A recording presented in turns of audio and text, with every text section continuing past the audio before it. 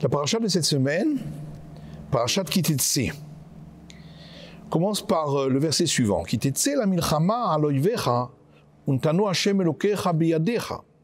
Lorsque tu sortiras en guerre contre ton ennemi, et l'Éternel Dieu Tout-Puissant te le livrera entre tes mains.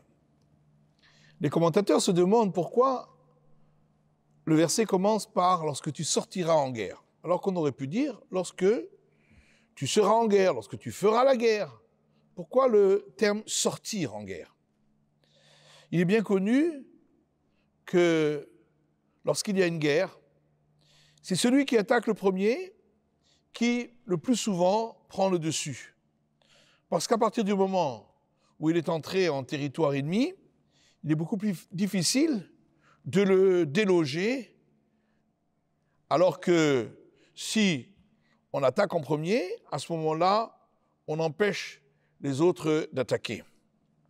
Et c'est pourquoi le verset nous dit, si tu sors en guerre, si tu vas attaquer le premier, à ce moment-là, l'Éternel te livrera ton ennemi entre tes mains. Bien sûr, la Torah n'est pas un livre de stratégie militaire. La Torah n'est pas venue nous apprendre comment on doit faire pour faire la guerre. Seulement, l'homme est confronté à une guerre quotidienne contre son mauvais penchant, qui cherche à le détourner du droit chemin, à le détourner de la voie de la Torah et des mitzvot, de la Torah et des commandements. Et alors, le verset vient nous dire, si tu veux vaincre le mauvais penchant, à ce moment-là, c'est à toi de sortir en guerre. Ki tetse la milchama. À toi de sortir et de lui faire la guerre. De ne pas attendre que lui soit entré dans ton territoire pour essayer de l'en déloger. Ce sera beaucoup, beaucoup plus difficile. Et Rashi nous dit, Bemilchemet hareshut hakatuv medaber.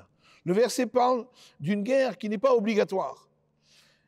Et il en va de même pour la guerre contre le mauvais penchant. Même si il ne s'agit pas de l'attaquer sur des choses qui sont vraiment interdites ou concernant des obligations, même s'il s'agit de points de détail qui ne sont peut-être pas tout à fait obligatoires. Mais malgré tout, il convient de l'attaquer en premier, de l'empêcher d'entrer dans le territoire, parce que si on lui laisse entrer au fur et à mesure, même pour des points qui sont moins importants, eh bien en fin de compte, à la fin, on n'arrivera pas à le déloger. Par contre, si on se met en guerre continuellement, c'est nous qui passons en attaque contre le Yetzirah, contre le mauvais penchant, à ce moment-là, on a cette promesse, Ntano Hashem Elokecha biyadecha, l'Éternel, ton Dieu Tout-Puissant, te le livrera entre tes mains. Iratson, que ce soit la volonté qu'on passe un Shabbat extraordinaire de Simcha, pour nous tous, pour vous tous, pour toute la communauté.